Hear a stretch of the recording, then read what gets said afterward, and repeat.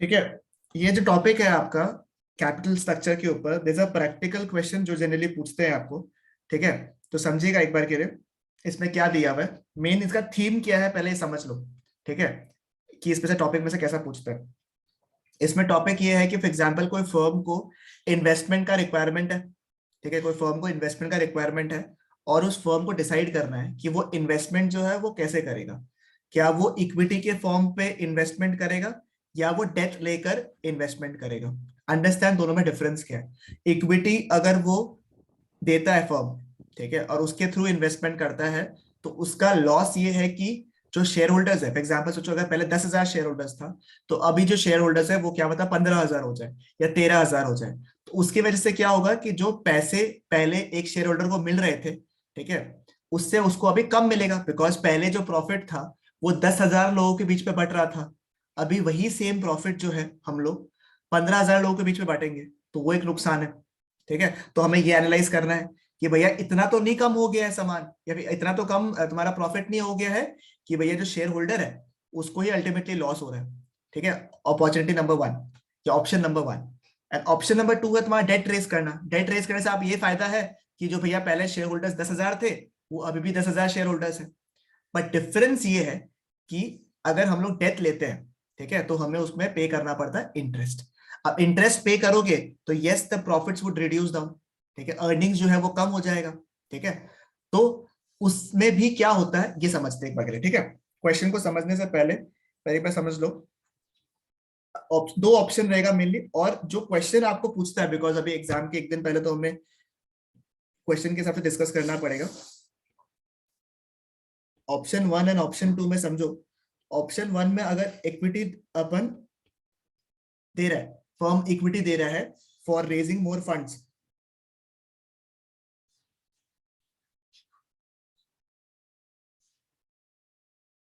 ठीक है, अगर फर्म इक्विटी दे रहा है फॉर रेजिंग मोर फंड्स, उस केस में उसका लॉस क्या है, मतलब उसके जो शेयर होल्डर्स उनको लॉस क्या है। शेयर होल्डर का ये लॉस है कि ना उनका जो अर्निंग था ना पहले, ठीक है, अर्निंग जो है वो क्या होगा कंपैरेटिवली क्या हो जाएगा, अर्निंग जो है वो कंपैरेटिवली क्या हो जाएगा, कम हो जाएगा। ठीक है, और उसका लॉजिक आपको समझ में आ गया कि कम कैसे होगा।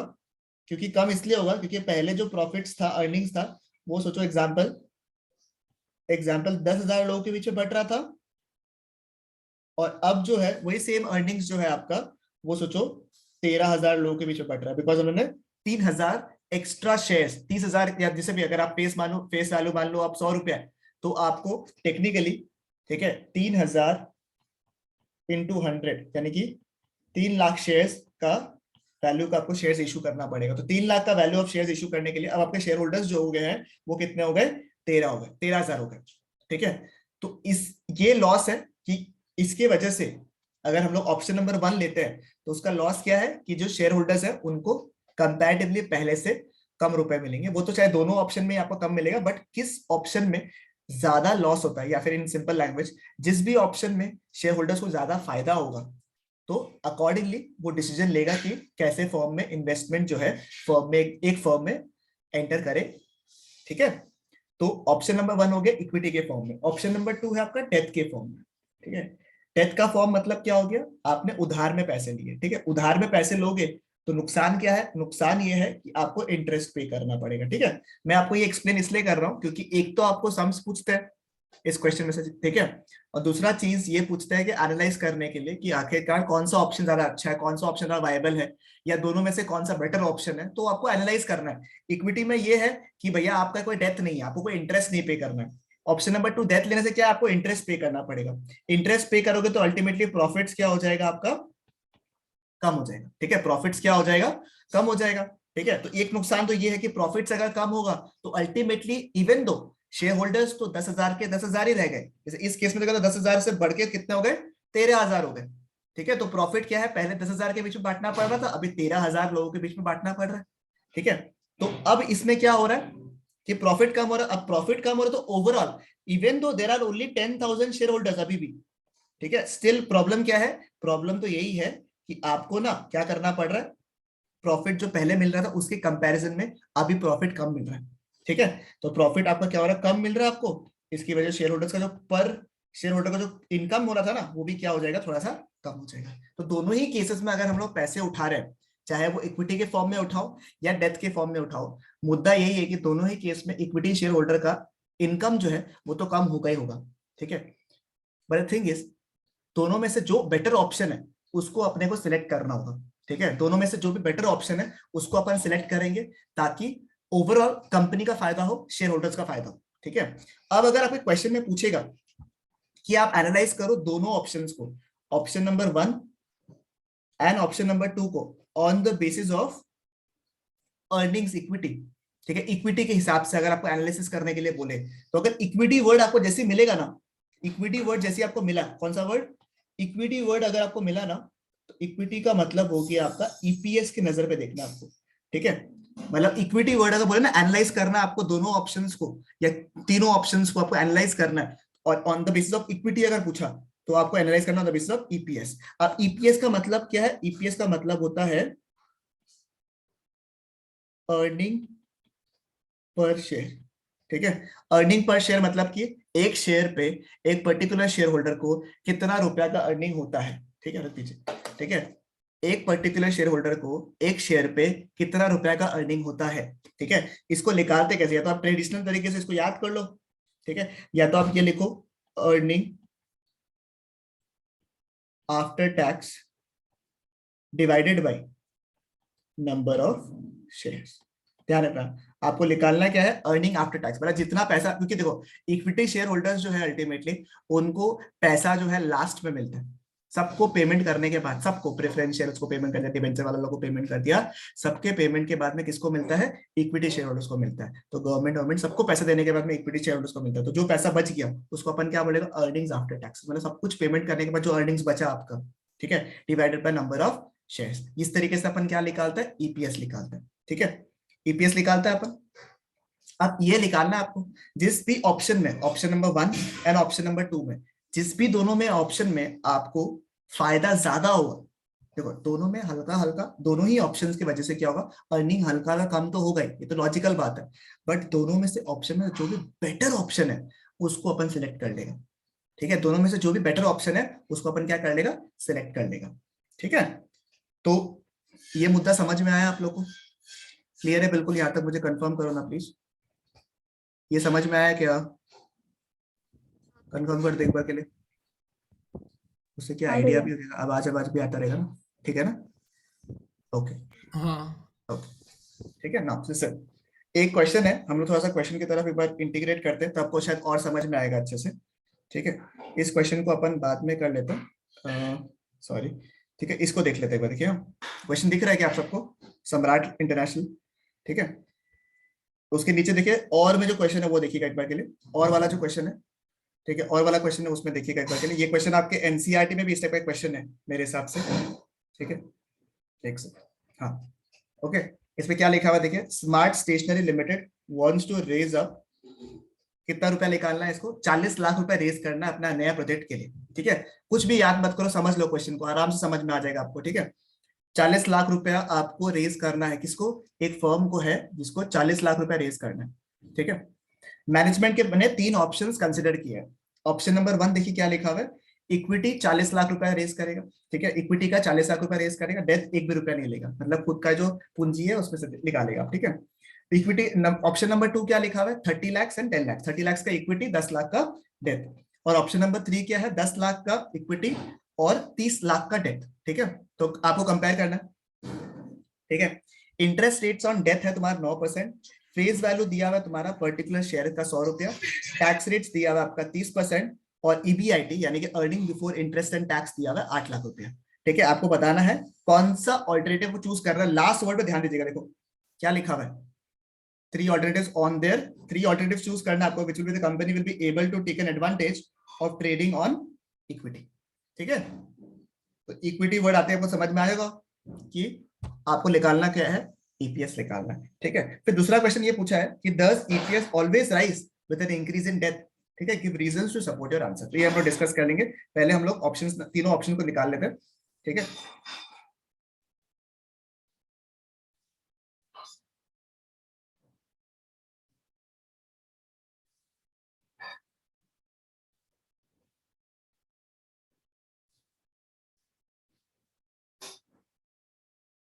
तीनों ऑप्शन याद है आप लोगों को? हमको एक बार डेटा बता देना ना, क्वेश्चन में ऑप्शंस क्या क्या है आपके पास में। एक तो पूरा 40 लाख का और नो डेथ। हाँ, ऑप्शन नंबर 1 हो गया तुम्हारा पूरा 40 लाख रुपए इक्विटी ना। चलो साथ साथ में एक बार कर भी लो ये क्वेश्चन को, जो लोग भी कर रहे हैं ना क्लास में अभी, ठीक है, आप लोग कर भी लो तो आप लोगों के लिए फटाफट हो जाएगा खत्म ये। ऑप्शन नंबर 2, ऑप्शन नंबर 3, ठीक है। मैं थोड़ा गंदे तरीके से लिख रहा हूँ फटाफट, ताकि आप लोगों का टाइम ज्यादा वेस्ट नहीं हो, ठीक है। एक तो हो गया, और इक्विटी पूरा का पूरा 40 लाख रुपए, डेथ तुम्हारा 0। फिर ऑप्शन नंबर बी में तुम्हारा 30 लाख रुपए का इक्विटी है क्या? 30 लाख और 10 लाख। ठीक है, डेथ है तुम्हारा 10 लाख रुपए का। फिर ऑप्शन नंबर 3 में कितना है इक्विटी? 10 लाख रुपए। 10 लाख और 30 लाख। और डेथ है तुम्हारा 30 लाख रुपए का, ठीक है। उसके बाद तुम्हारा इंटरेस्ट है तुम्हारा डेथ पे 9%। टैक्स रेट है शायद तक मेरे हिसाब से 30%। और कुछ है क्या डेटा मैंने मिस किया क्या? ईबीआईटी, ईबीआईटी कितना दिया हुआ है? Earning before interest and tax कितना दिया हुआ है? याद नहीं। क्वेश्चन में देख लो ना, वो क्वेश्चन नहीं क्या किसी के पास में?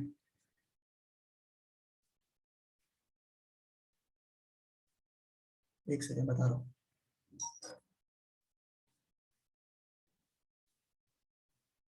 8 लाख रुपए, ठीक है। तो आपको 3 ऑप्शन दिया हुआ, तीनों ऑप्शन को कंसिडर करते हुए अपने को आंसर निकालना है, ठीक है। यहाँ पे पहले लेते हैं ऑप्शन नंबर 1, 2 एंड 3। पहले ईबीआईटी तो तीनों के लिए सेम ही रहेगा, earning before interest and tax. Proposal आने से पहले तो सबका सेम ही रहेगा, तो प्रपोजल कितना कितना रुपए का, सब में रुपीज वगैरह लिखता रहना आराम से आप लोग। हम एक बार के लिए यहाँ वैल्यू देता 8 लाख 8 लाख 8 लाख, ठीक है। तीनों ऑप्शन में 8 लाख 8 लाख 8 लाख का ईबीआईटी है।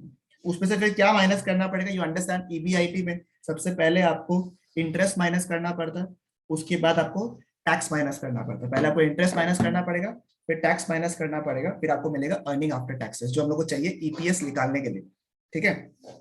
इंटरेस्ट आप मुझे बताओ, पहले केस में कोई इंटरेस्ट आएगा क्या? पहले केस में कोई इंटरेस्ट आएगा? कोई चांस ही नहीं है इंटरेस्ट आने का, बिकॉज डेथ है ही नहीं।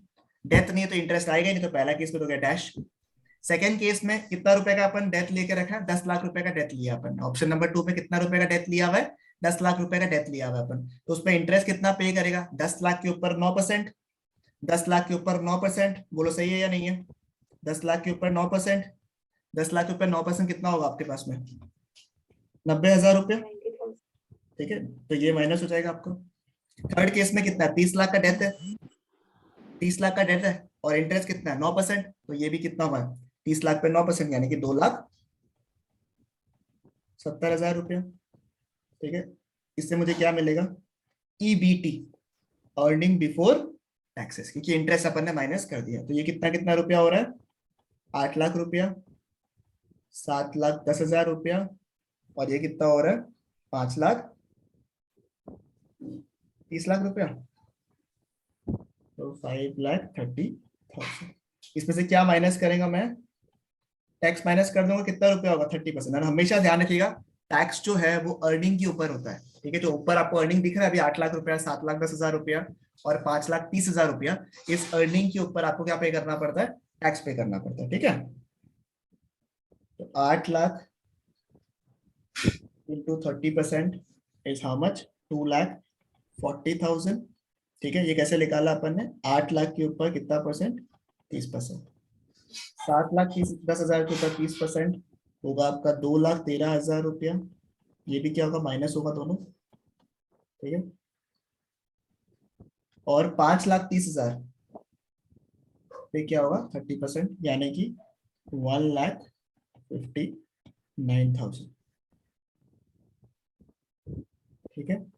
इसके बाद मुझे क्या मिलेगा? अर्निंग आफ्टर टैक्स, यानी कि क्योंकि इक्विटी के हिसाब से कंपेयर करना है आपको, इक्विटी के हिसाब से कंपेयर करना है आपको, तो it becomes very very logical.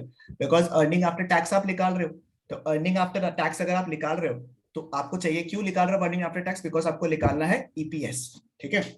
तो 8 लाख माइनस क्या होगा? 2,40,000 रुपया।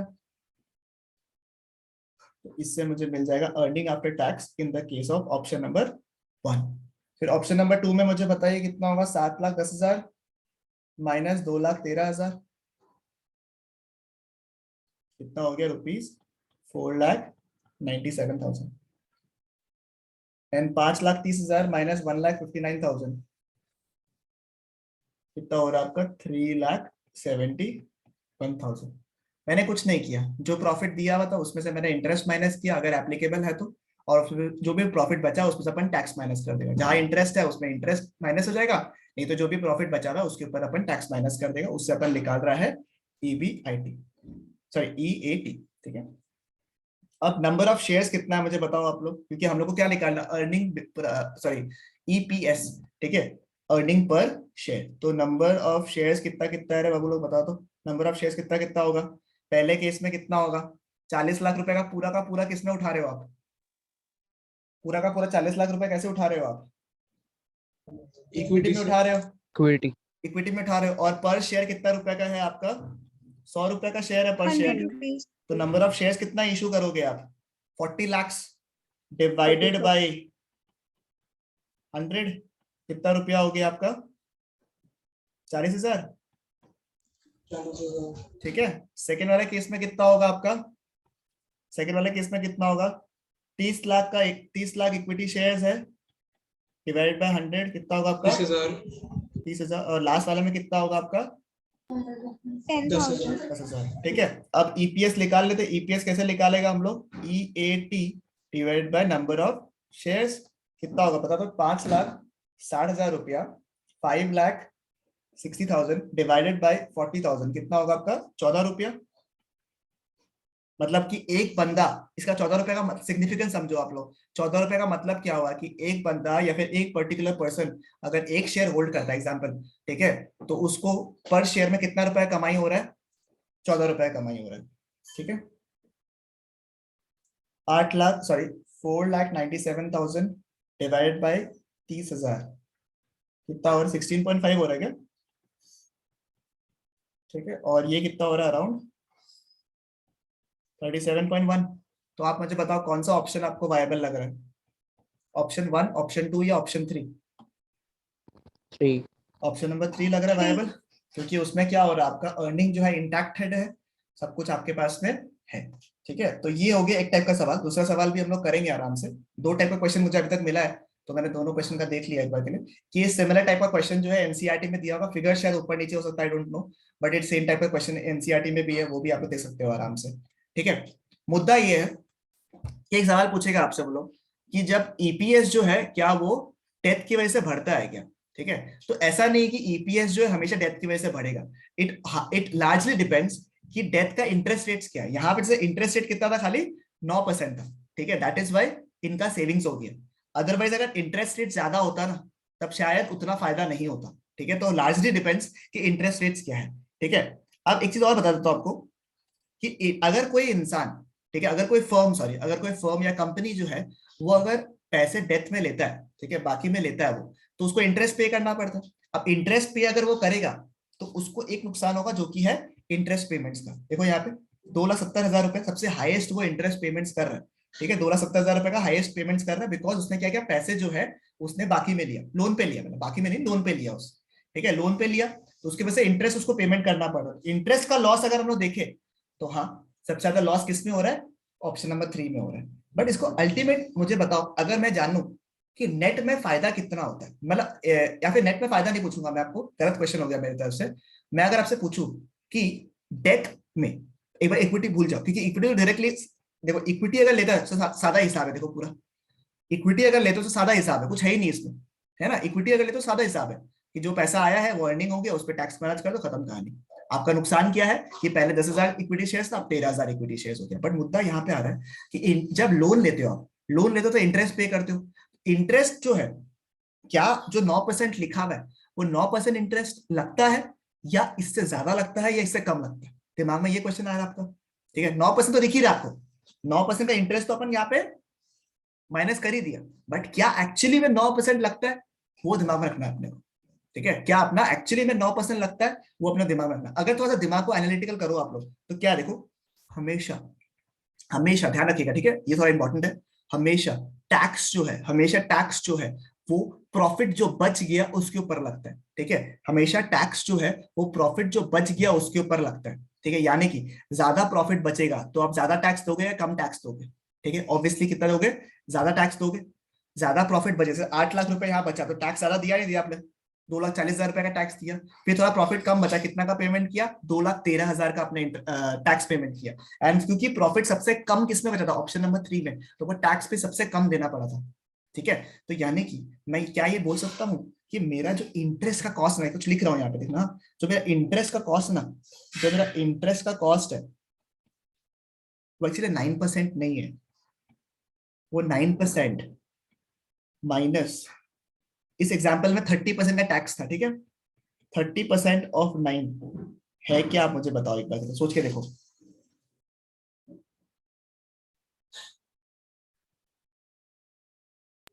30% ऑफ 9 क्या हो, समझ नहीं आ रहा भैया। बता रहा हूँ, मैं तो बताऊंगा ही। आपको हल्का हल्का समझ में आ रहा है कि क्या है मेरा मुद्दा, ये है कि आपका जो इंटरेस्ट का कॉस्ट लग रहा है, ठीक है, इंटरेस्ट का कॉस्ट जो आपका लग रहा है वो आपका 9% नहीं है। 9% इसलिए नहीं है क्योंकि 9% में एक चीज का बचत हो रहा है आपका। 9% बचत किस चीज का हो रहा है, टैक्स का बचत हो रहा है आपका। समझो बात को, that means your effective percentage, effective interest rate, sorry effective interest rate, yes, your effective interest rate जो है ना आपका, इफेक्टिव इंटरेस्ट रेट वो है आपका 6.3%। क्यों, समझो बात को, बात समझो। क्योंकि आपने यहाँ पे इंटरेस्ट माइनस कर दिया है। आपने कितना रुपए का इंटरेस्ट माइनस कर दिया, 2,70,000 रुपए का। ठीक है, 2,70,000 का इंटरेस्ट माइनस कर दिया है, तो आपका प्रॉफिट कितना बच रहा है, 5,30,000 रुपए का आपका प्रॉफिट बच रहा है। उसके ऊपर आपको क्या देना है, टैक्स देना है। ठीक है, अगर आप पूरा का पूरा 8 लाख रुपए के ऊपर टैक्स देते हो तो आपको कितना रुपए का टैक्स बनता है? अगर आपका पूरा का पूरा 8 लाख रुपए आप टैक्स देते हो तो कितना रुपए का टैक्स बनता है आपका? 2,40,000 रुपए का टैक्स बनता है। बराबर है या नहीं है? ठीक है, पूरा बराबर है। 2 लाख रुपए का ऊपर टैक्स बनता है आपका, 2,40,000 रुपए टैक्स बनता है। और अगर आप आधा भी इंटरेस्ट, मतलब आधा भी अगर आप, सॉरी 30 लाख भी अगर आप लोन पे लेते हो तो आपका टैक्स कितना बन रहा है, 1,59,000। यानी कि आप टोटल 81,000 का बेनिफिट कर रहे हो, 81,000 का बेनिफिट कर रहे हो। ठीक है, ठीक है, नोटिस करो, वापस बताओ, यहाँ पे दिखाओ आप लोग को, वापस से यहाँ पे देखो। अगर आप ऑप्शन नंबर 1 लेते हो तो टैक्स कितना पे कर रहे हो, 2,40,000 का। ऑप्शन नंबर 3 ले रहे हो तो टैक्स कितना पे कर रहे हो, 1,51,000 का। Make sense? बताओ हमको, सही बोला क्या नहीं बोला? ठीक बोला? तो डिफरेंस दोनों में कितना रुपया का है, 81,000 का डिफरेंस है या नहीं? 2,40,000 माइनस 1,59,000, डिफरेंस कितना है उसमें टैक्स में? 81,000 का टैक्स का डिफरेंस है, बराबर। 81,000 का डिफरेंस टैक्स में। आप एक चीज नोटिस करो, 2,30,000 के ऊपर एक बार 30% मारो तो, 2,70,000 के ऊपर 30% मारो तो कितना होगा? 2,70,000 में 30% कितना होगा? 2,70,000 में 30% कितना होगा? कुछ समझ में आ रहा है आपको? कुछ समझ में आ रहा है मुद्दा? 81,000 ही होगा। 81,000 ही होगा, मतलब आप जो टैक्स में बचत कर रहे हो, क्यों बचत कर रहे हो? क्योंकि आप अभी इक्विटी में पैसा नहीं ले रहे हो, आप कैसे ले रहे हो, डेथ में ले रहे हो। अब डेथ में लेने की वजह से क्या हो रहा है, आपका खर्चा जो है, खर्चा जो है बढ़ गया है, खर्चा बढ़ गया है, इनकम कम हो गया है। इनकम कम होने से नुकसान ये है कि भैया पैसा कम मिलता है लोगों को, बट फायदा ये है कि अब आप लोगों को कम इनकम पे टैक्स देना है। ठीक है, तो उसकी वजह से जो आपने एक्स्ट्रा 2,70,000 रुपए का लोन लिया ना, उसकी वजह से आपको टैक्स में 81,000 का फायदा हो गया। बात समझ में आ रहा है? तो कह रहा है इसे, आपका इफेक्टिव कॉस्ट इज 2,70,000, ठीक है, is 2,70,000 minus 81,000 which is equal to 1,89,000। ठीक है, अगर मैं एक बार इफेक्टिव इंटरेस्ट निकालूं तो कितना हो रहा है आपका, 2,70,000 माइनस 81,000, यानी कि 1,89,000। ठीक है, 1,89,000। ठीक है, अगर हम लोग 2,70,000 पे 2,70,000 पे इंटू 6.3,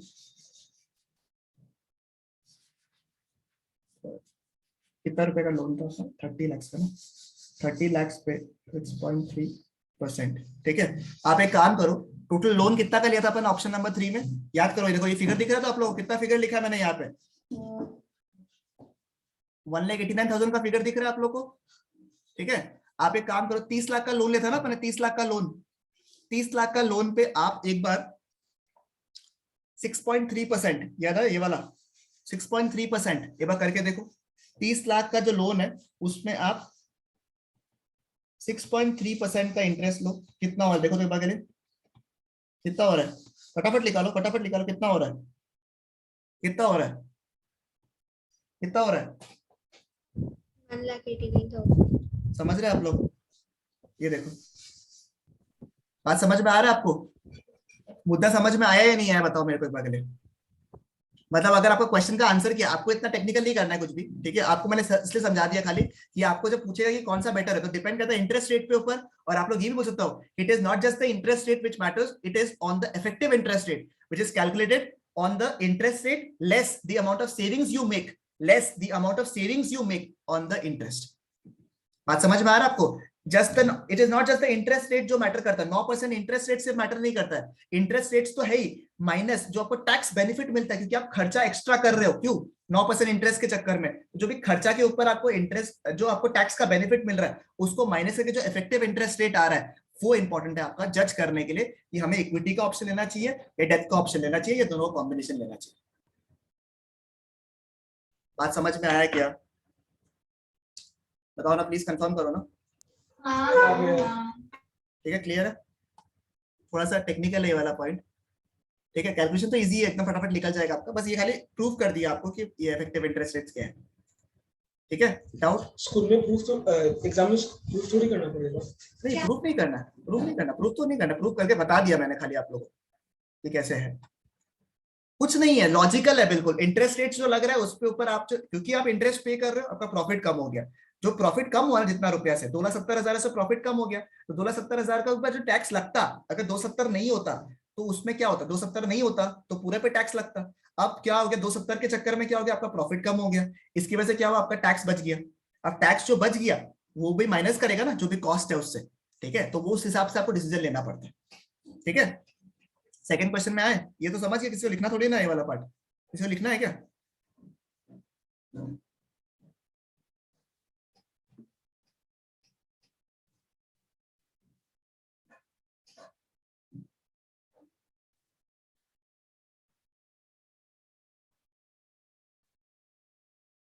बताओ आगे बढ़े, एक और क्वेश्चन देखे,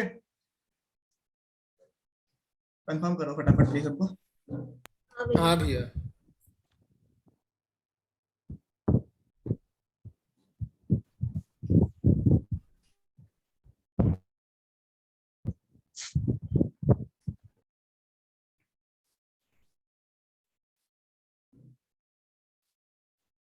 ये क्वेश्चन पेपर रीड करो तो देखो तो क्या है, सेकंड वाला, और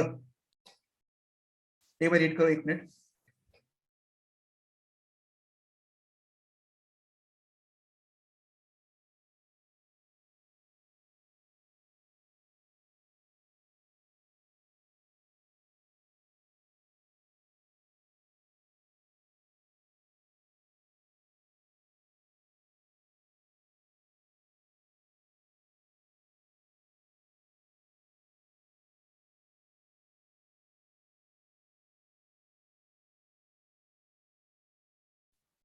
रीड कर लिया, रीड किया, क्वेश्चन रीड किया आपने? हाँ भैया। आइए, इसमें क्या दिया हुआ देखो, इसमें क्या दिया हुआ था, अगर मैं इसको समराइज करूं फटाफट, मैंने वो ग्रुप में सेंड भी कर दिया दोनों क्वेश्चंस को, आप लोग देख सकते हो, जो मुझे मिला है वही मैंने सेंड किया।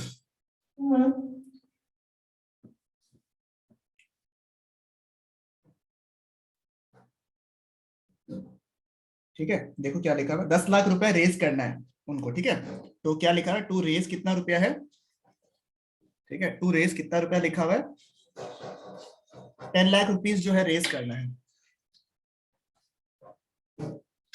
ठीक है, 10 लाख रुपया रेज करना है आपको, और शेयर्स है ₹100 करके। अच्छा, ऑलरेडी उनके पास 10 लाख रुपया था, सॉरी 10 लाख रुपया था, 100 रुपए करके, ठीक है, एडिशनल जो रेज करना है ये तो ऑलरेडी एग्जिस्टिंग है, माय बैड, ठीक है, टू रेज कितना दिया हुआ है इसमें, 5 लाख रुपया रेज करना है इनको, ठीक है, 5 लाख रुपए इनको रेस करना है। इनके पास दो ऑप्शन है 5 लाख रुपए रेस करने का, बट आपका सिंस आपका 10 लाख रुपए ऊपर का दिया हुआ है, तो अपना दोनों ही मैटर करेगा, मतलब 10 लाख के हिसाब से भी अपने को निकालना पड़ेगा, ठीक है ना। तो 5 लाख में दो ऑप्शन है, मतलब 5 लाख रुपए एक फर्म को उठाना है। तो 5 लाख कैसे कैसे होता है? ऑप्शन नंबर 1 क्या लिखा हुआ आपका, कि वो 5,000 शेयर्स, इक्विटी शेयर्स जो है एट द रेट ऑफ ₹100 वो रेज कर देंगे। या फिर ऑप्शन नंबर 2 क्या लिखा हुआ है, 10% डिबेंचर्स है, ठीक है। 10% डिबेंचर्स ऑब्वियसली है, दैट मींस 10% का मतलब क्या होता है? Coupon. 10% is what? The coupon, ठीक है। 10% डिबेंचर्स है ₹5 लाख का, ठीक है। मतलब सिंपल सा चीज है, पहले वाले ऑप्शन में जैसे था वैसे ही है, बस लोन की जगह क्या लिख दिया उन्होंने? डिबेंचर्स लिख दिया। और डिबेंचर्स को भी क्या पे करना पड़ता? इंटरेस्ट, ठीक है। ईबीआईटी आपका दिया, प्रेजेंट का दिया, करंट का, मतलब करंट वाला कौन सा हो गया? मतलब ये 10 लाख रुपए वाला केस में हो गया, ठीक है। 10 लाख रुपए वाला केस में ईबीआईटी कितना था आपका? 4 लाख रुपए आप कमा रहे थे। देखो क्या लिखा हुआ था, companies present earnings before interest and tax, EBIT दिया हुआ है 4 लाख रुपया। Assuming the rate of investment remains constant after expansion, मतलब 10 लाख रुपया में आप 4 लाख रुपए कमा रहे थे ईबीआईटी, ठीक है। तो अभी जो नेक्स्ट आगे का इन्वेस्टमेंट करने वाला कितना रुपए का? 5 लाख रुपए का। तो 5 लाख में भी आप सेम रुपए कमाओगे। दैट मीन्स अगर मैं इसमें निकालू कि कितना रिटर्न आपने कमाया, तो कैसे निकालेंगे अपन? 4 लाख बाई 10 लाख इंटू 100 बराबर कितना रुपए कमाया, मतलब कि आपने 10 लाख रुपए का इन्वेस्टमेंट करके, इसका मतलब समझो बात को, 10 लाख रुपए का इन्वेस्टमेंट करके आपने 4 लाख रुपए कमाया, मतलब आप कितना रुपया कमा रहे हो? 40%, है ना। जो पैसा आप लगा रहे हो उसका 40% रुपया कमा रहे हो, ठीक है ना। तो अभी जो आप 5 लाख रुपया लगाने वाले हो उस पर भी आप कितना कमाओगे? इसमें लिखा हुआ है क्वेश्चन में, ये रेट ऑफ इन्वेस्टमेंट क्या है? कांस्टेंट है, सेम है। तो 5 लाख रुपए पे कितना कमाओगे? 40% कमाओगे। दैट मीन्स 10 लाख रुपए पर तो आप कमाए थे 4 लाख रुपया, 5 लाख रुपए का 40% कितना होता है? 5 लाख का 40% कितना होता है? 2 लाख रुपया। दैट मीन्स टोटल जो फर्म 15 लाख रुपया रेस कर रहा है उस पे कितना रुपया कमाएगा टोटल फर्म? अभी ईबीआईटी कितना होगा फर्म का? 6 लाख रुपया। ये किसी को डाउट है तो बताओ मेरे को, ये जो मैंने अभी समझाया आपको ये समझ में आया या नहीं आया, ये बताओ। कि पहले 10 लाख रुपया लगा के 4 लाख रुपया कमाया फर्म ने, अब फर्म बोल रहा है कि जो आगे भी पैसा लगाने वाला उसमें भी उतने रिटर्न में कमाऊंगा, तो 5 लाख रुपया और फर्म लगाएगा, ठीक है। किसी भी तरीके से लगा हुआ अलग मुद्दा हो गया, बट लगा रहा है फर्म, तो 5 लाख रुपया अगर लगा रहा है फर्म, तो वो कितना रिटर्न अभी भी कमाएगा? 40% ही कमाएगा। 5 लाख का 40% इज 2 लाख रुपया, पहले का 4 लाख रुपया, टोटल टोटल ईबीआईटी कितना हो गया? 6 लाख रुपया। इसमें किसी को डाउट? कंफर्म करो प्लीज फटाफट, फटाफट फटाफट। डाउट यहाँ पे किसी को? सॉर्टेड यहाँ तक बिल्कुल? बताओ जल्दी। हाँ भैया। हाँ थैंक यू। ठीक है, ईबीआईटी कितना हो गया? ऑप्शन नंबर 1 में भी 6 लाख रुपया, ऑप्शन नंबर 2 में भी 6 लाख रुपया, बराबर। दोनों ही ऑप्शन को कंसिडर करेगा।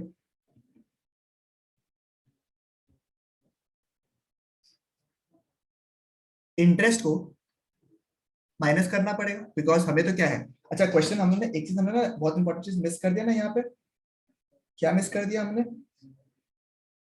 देखो क्या लिखा हुआ है, विच ऑल्टरनेटिव, लास्ट का सेकंड थर्ड लाइन देखिए एक बार, आफ्टर एक्सपेंशन वाला पॉइंट है, which alternative should be used by the company in order to maximize the returns to the equity shareholders। मैंने बोला ना इक्विटी शेयरहोल्डर्स होती है, अपना सिंह खड़ा कर लो, मतलब कि ईपीएस बोला आपको, ठीक है ना।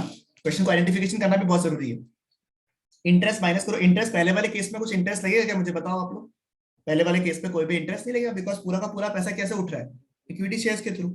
और सेकंड इस वाले ऑप्शन नंबर 2 में हो रहा है क्या? ऑप्शन नंबर 2 में तो ऑब्वियसली होगा, 5 लाख रुपया रेस करो कैसे? डिबेंचर्स के थ्रू। और डिबेंचर्स में क्या लगता है? कूपन बोल लो या इंटरेस्ट बोल लो। कितना रुपया होगा आपका?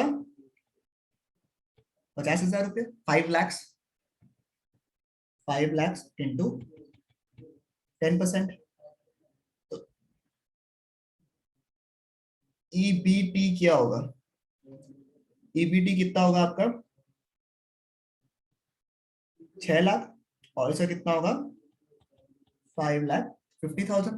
अब इसमें से क्या माइनस करूंगा मैं? टैक्स। टैक्स का रेट दिया है 50%, ठीक है। मतलब कि कितना रुपया होगा? 3 लाख रुपया। और इसका कितना होगा? 2,75,000। 2,75,000। दोनों को माइनस कर देंगे अपन को, तो क्या मिलेगा अपने को?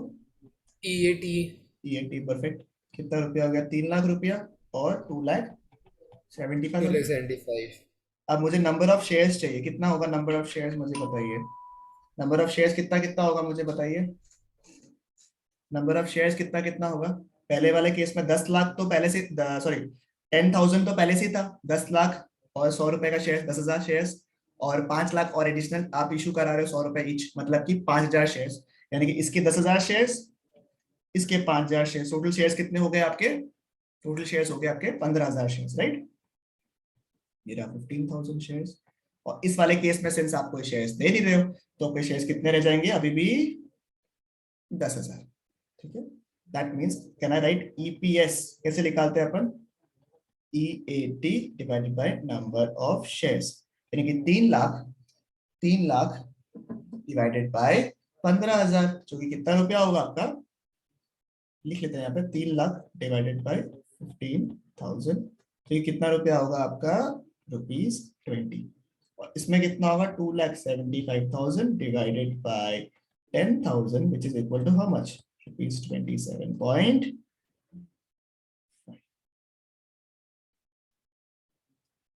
ठीक है, आप मुझे बताओ ऑप्शन 1 ऑप्शन 2 में कौन सा बेटर है? Option number